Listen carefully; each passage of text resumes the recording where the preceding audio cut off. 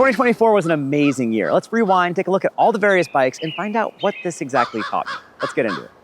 As I reflect back on what has been one of the absolute best years of my life, I thought it'd be fun for both of us if I shared a mix of highlights and a fun look back at 2024.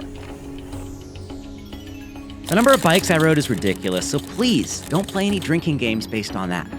But what all these bikes and trips and two-wheeled adventures taught me is invaluable. All year, I felt highly motivated, super excited to keep riding and filming, but I wasn't even sure why. There is some unique irony in my experiences of 2024, as I experienced maybe too many bikes, because many of our favorite bike brands also currently have too many bikes. This is called overstock, and while I do like to jump, I'm not planning to send it over any cattle. Let's rewind and take a look at what we got up to in the year of the dragon, 2024.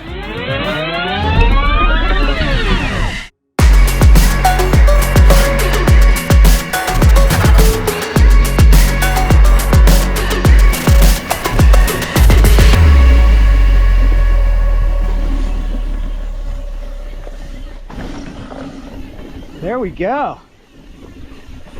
Manual Monday. That's still a thing. In January, we finally got to see this lovely pink hardtail. 1. I've been playing with this thing for a few months. It's the Haro Saguaro. Yes, I know it's not pronounced saguaro, but common sense tells us if it can rhyme, it should rhyme.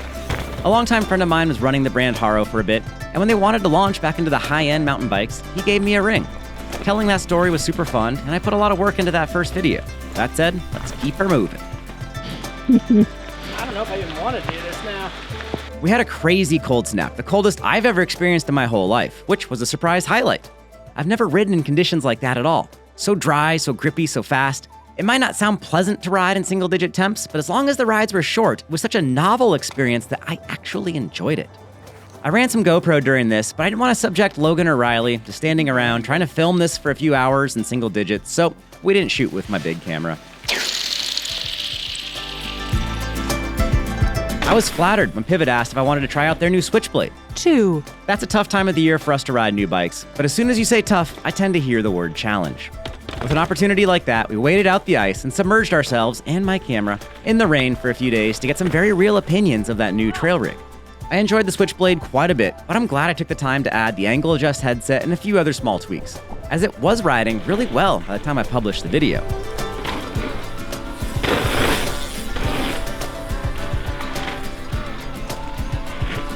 At the end of January, Canyon came to town to show us their new Spectral.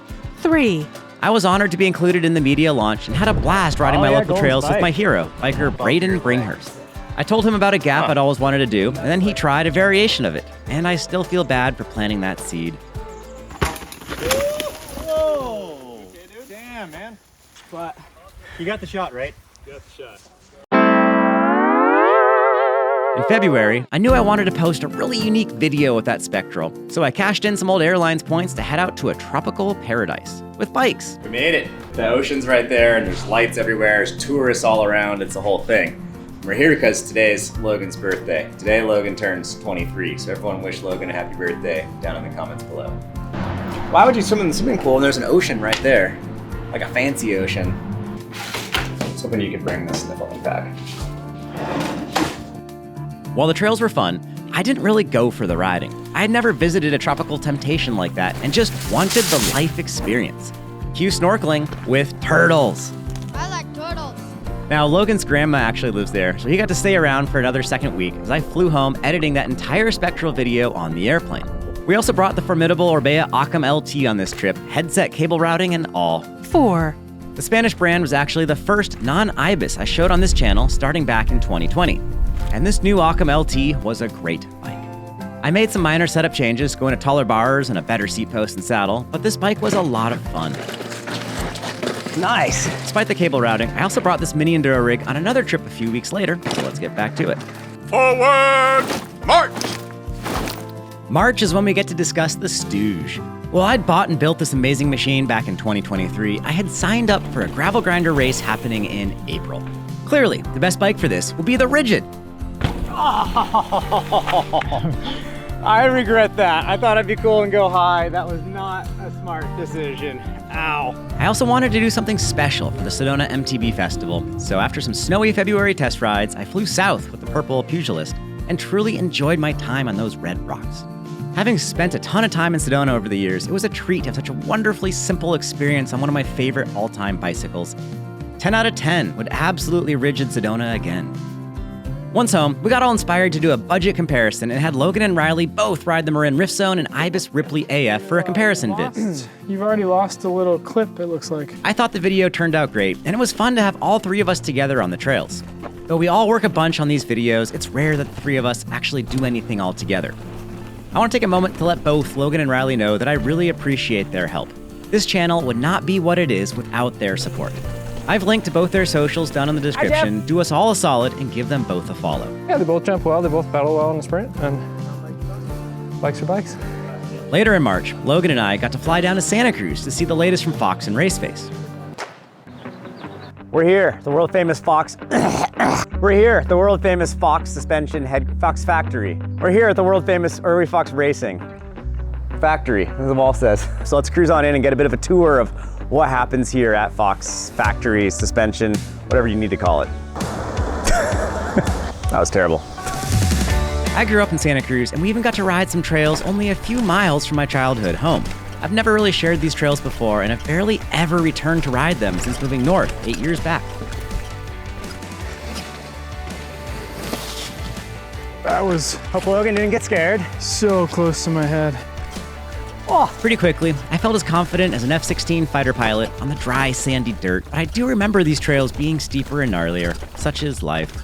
Over the last few years, I found a little bit of a hack, as you could say, for hydration, and that's to run a big old hydration pack with a bunch of water, and then on my bike, I'll put a single water bottle in which I'll run a simple electrolyte supplement. This makes all the rest of the water far more effective than if you're just putting straight water in your system with nothing else to make it effective. Element's a really simple electrolyte mix, just sodium, potassium, magnesium. Beyond that, there's a tiny bit of stevia and flavoring to make it oh so yummy. But these things are very simple and they're even paleo friendly. Today we're drinking the orange salt flavor, and this one's one of my favorites. For a limited time now, if you want to try some Element, I've got a link in the description below. It's drinkelement, lmnt.com/Jeff, Jeff. And if you make any purchases from the Element website, that'll earn you a free sample pack. Big thanks to all of you for trying Element. Thanks to Element for sponsoring this video. And let me know in the comments what's your favorite flavor. All right, let's get out and ride. Stay salty, everyone. As we got into April, the weather started to warm up, and I was flattered to get the chance to ride the new Rocky Mountain Altitude. 5, I had fallen head over heels in love with the prior version, and the new one was quite rad as well. It was a little bit gnarlier than the average bike I do ride, but I still got along with it quite well. Glad these aren't my tires or wheels. I had a blast on that bike, and after being on smaller travel trail bikes, I love the taste of freedom that comes with having more suspension travel. April finished up with the Sea Otter Classic, or at least it was supposed to. I've been to every single Sea Otter Classic since 1995, with the only exception being the year I was living in Spain. Speaking of Spain, I got invited to Orbea's press event for their new Rise eMTB. 6, If I could ever validate skipping a second Sea Otter, this is absolutely a pardon I can get behind. I hadn't actually been back to Spain since living there from 2005 to 2006.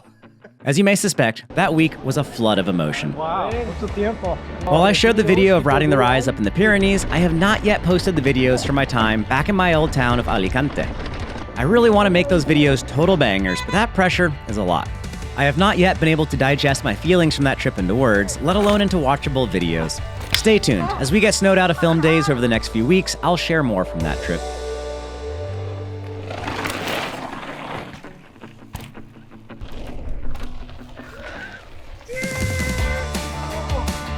"27 hours after returning from Spain, and I did that gravel grinder race. I do try to stay positive on the channel, but I won't shy from the truth. Let's just say I'm not a gravel grinder. The race was fun for what it was, and the Stooge is a beast of a bike, a cheater compared to what everyone else was trying to ride. Buying that bike has been one of my best life decisions, and it didn't even require shaving my legs or joining Strava. So I'm taking my shoes off. Oh, this one's about the same. This is crazy.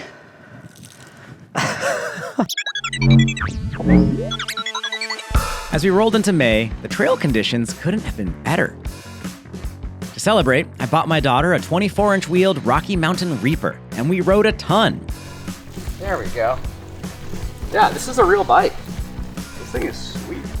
We did a sweet camp out on a small island in BC. It was amazing watching my kid realize how much she could do with her 5 years of riding experience now that she finally has big ol' 24-inch wheels. Parenting is a blessing. Watching your little project realize she possesses so much more capability than she ever gives herself credit for is a truly fulfilling experience.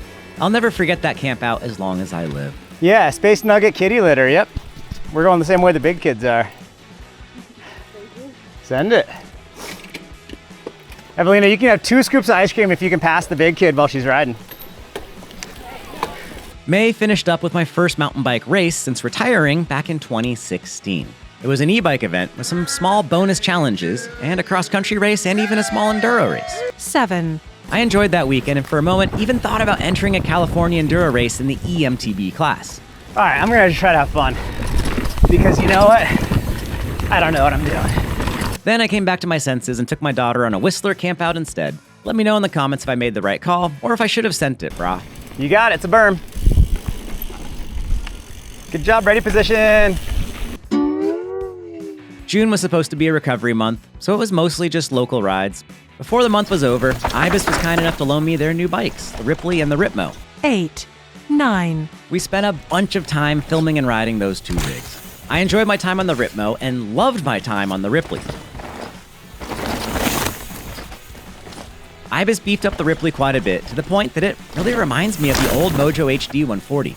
Let me know in the comments below if you also see the similarities. Or if you've never heard of a Mojo HD 140, also let me know how old I am down in those same comments. Oh, I thought that was sweet, and then I lost it.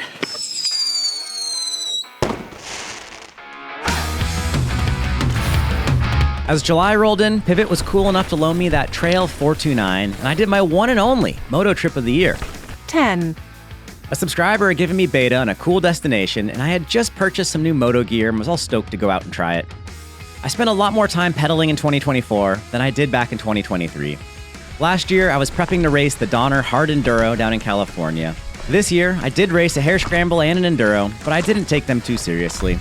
No, the lookout is no longer here. But the stove is. I really enjoy motos, and in a very circuitous way, they introduced me to bicycles when I was a kid. But my true love will always be unassisted pedal power. I do have a playlist full of moto content that I'll link to in the description, as many of you here also do twist them throttles. All right, let's get it.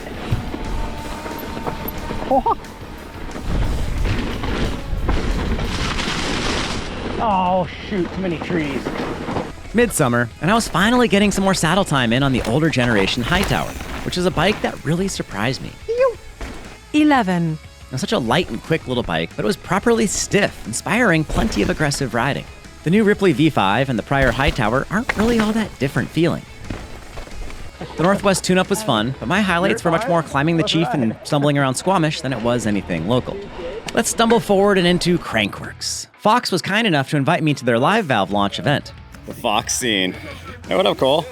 I had a brain fart and arrived the day before the actual event, but that meant I got to take the Firebird a day early and go do a big ride on it before I had the chance to ask questions. 12. Hello world. You may or may not recognize that view over there and that view over there, or that view down there. I just came from back over there an hour ago, pedaling. Gone a whopping 4.5 miles and up maybe 1,200 feet, and I've probably got another 3,800 feet to go up. A big little ride here. And just like that, back at the van, here in the village. Oh, let's see what our stats were. That was a big day. 5K vert, 24 miles in almost 6 hours. This was awesome. The Firebird was such a good all-around bike. In 2022, Pivot also loaned me another Firebird, but this time around, the different shock out back made a huge improvement, and I started to see the true potential of this muscle car-inspired bike.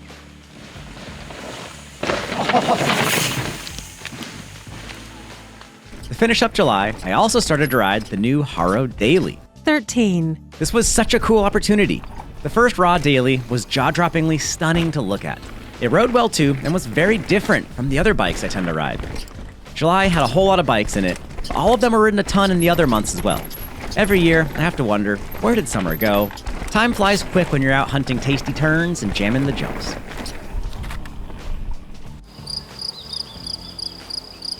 Norco had sent up this Fluid VLT e-bike, and while I've been getting in a few rides on it here and there, I finally got out on a bunch of proper adventures with it in August. 14.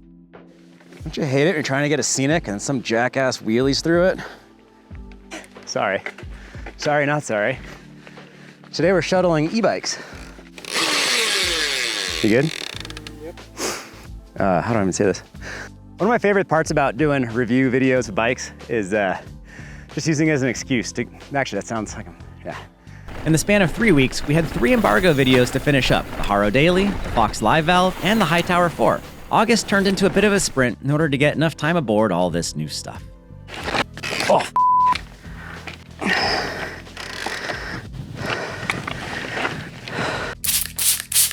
In early September, the new Santa Cruz Hightower showed up, a bike which I thought was going to be extremely important to really dive into and understand. 15. The Hightower has got to be Santa Cruz's best-selling bike, and the Hightower in general is one of the most requested rigs on my channel. I wasn't expecting how different this new update would be from the prior generation. oh, faster than that. Look at that, braking with the Mavens, doing it, yeah. Logan and I did our best to put that new bike to the test, and eventually, it would be a standout bike of the year.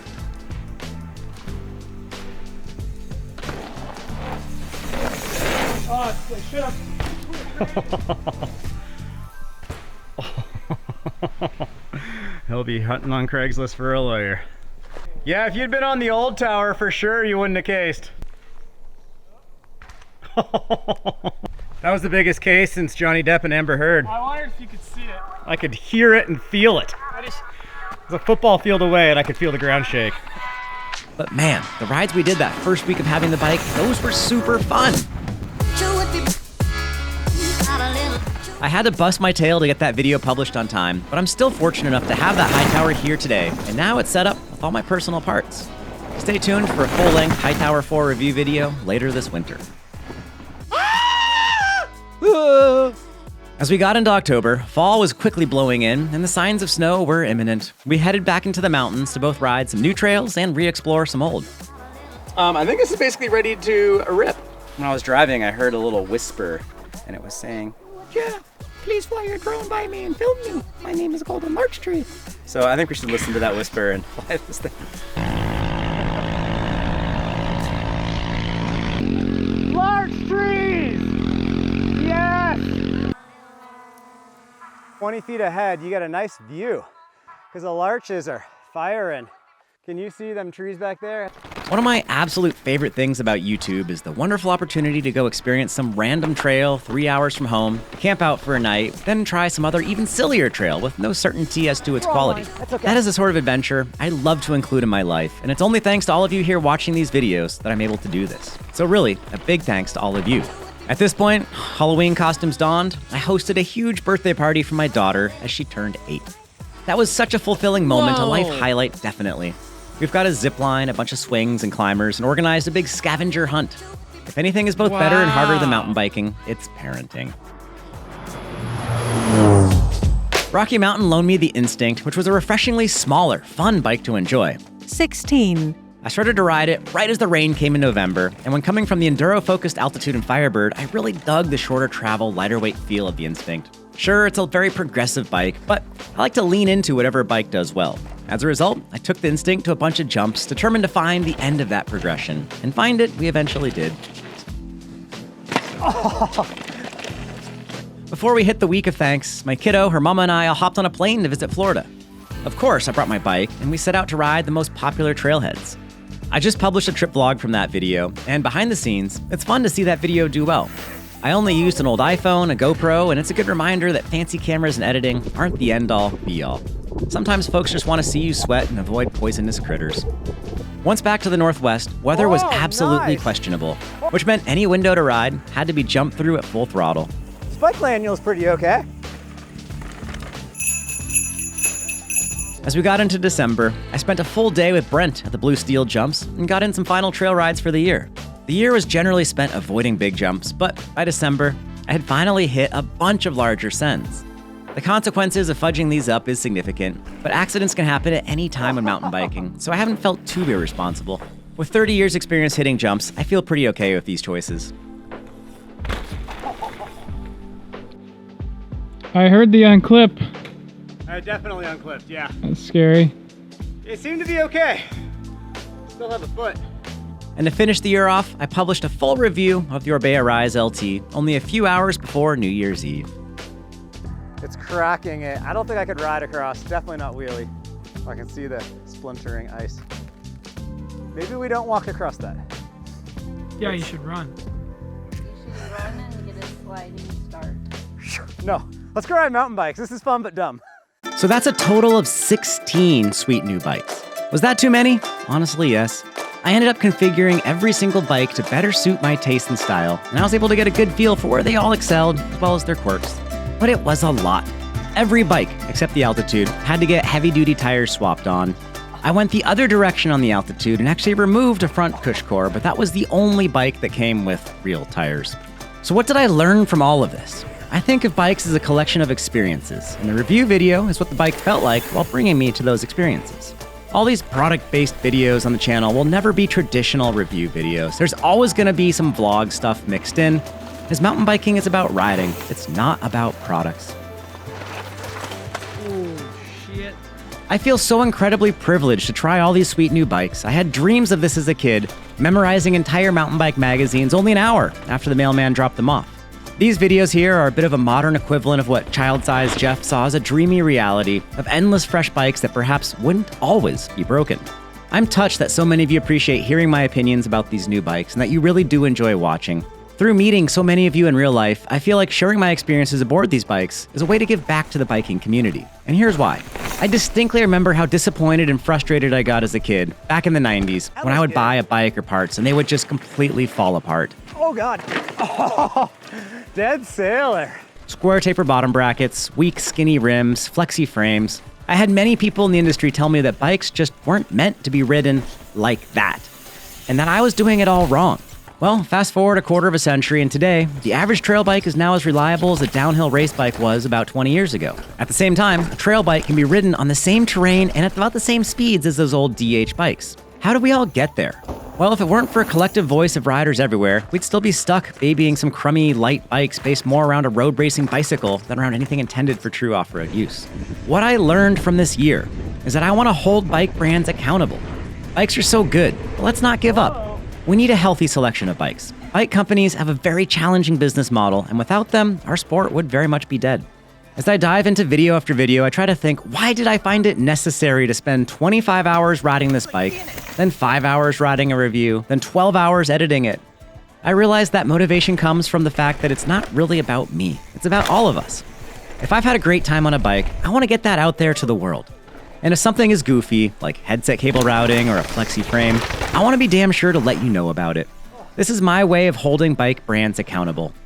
Currently, bikes are built for a pretty hardcore user group.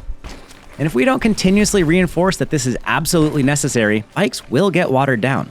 And none of us want a disappointing experience in the woods. Since beginning to consistently publish videos here back in 2017, a lot has changed for me. But one thing remains true, and that's that I both love mountain biking, and I love sharing the experience with all of you here. I feel that, beyond parenting, spreading stoke for the sport is my reason for being on this earth. Hello, everyone. I'll try to get some more wheels in the air so you can see some daylight under there. That'd be sweet. Oh, case. I am so thankful to have the supporters that I do, as I will continue living the dream another year into 2025. Big thanks to the companies that bought ads on my channel in 2024. That would be Jensen USA, Element, and Endura. There we go. Next, thanks to both DJI and Haro Bikes for directly sponsoring some videos. And finally, thanks to Shimano, who sponsored me personally in 2024. Thank you all so much for your clicks, likes, and comments. If you haven't yet, please do subscribe. But if there is anything more important that I can ask of you, it's that you get out there and enjoy the ride on any type of bike you have available to you and simply soak in the stoke that is riding a trail with two wheels. Peace and wheelies, everyone.